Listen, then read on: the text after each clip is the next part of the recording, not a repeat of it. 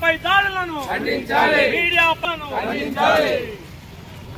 అనేది ఎట్లా ఉన్నది అంటే ఒక పత్రికా స్వేచ్ఛను హరిస్తున్నటువంటి తరుణము మనము ఈ మధ్యకాలంలో బాగా తెస్తున్నాం.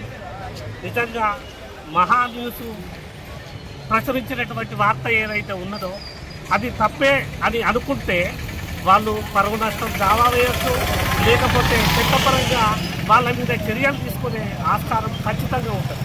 కానీ నిస్సిగ్గుగా ఒక ప్రధాన ప్రతిపక్ష పార్టీ అనుకున్నటువంటి ఒక బీఆర్ఎస్ కార్యకర్తలు ఒక ఆఫీసు మీద దాడి చేసి ఫర్నిచర్లు ధ్వంసం చేయడము అనేది చాలా హేయమైన దుశ్చర్యమైనటువంటి ఈ సంఘటన.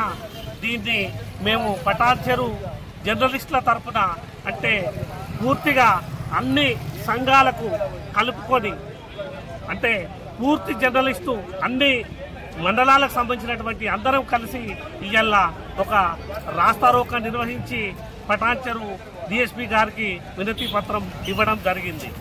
ఇది ఖచ్చితంగా గవర్నమెంట్ దీని మీద చర్యలు తీసుకోవడమే కాదు, ఒక జర్నలిస్టుల మీద దాడులు రోజు రోజు నిత్యం పెరుగుతున్నాయి కాబట్టి ఒక ప్రత్యేకమైన చట్టం తీసుకురావాల్సిన అవసరం ఈ ప్రభుత్వం కేంద్ర రాష్ట్ర ప్రభుత్వాలకు ఖచ్చితంగా ఉంది. అది బీఆర్ఎస్ గవర్నమెంట్ అయినా, కాంగ్రెస్ గవర్నమెంట్ అయినా, బీజేపీ గవర్నమెంట్ అయినా రాష్ట్ర వ్యాప్తంగానే కాదు దేశవ్యాప్తంగా కూడా రోజు అక్కడక్కడ జరుగుతూనే ఉన్నాయి.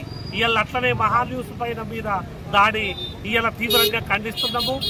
దీనికి సంబంధించినటువంటి బాధ్యులు ఎవరైతే ఉన్నారో చట్టపరంగా వాళ్ళ మీద చర్యలు తీసుకొని వాళ్ళను రిమాండ్కు తరలించిన అవసరము ఈ ప్రభుత్వానికి ఉన్నదని డిమాండ్ చేస్తున్నాం.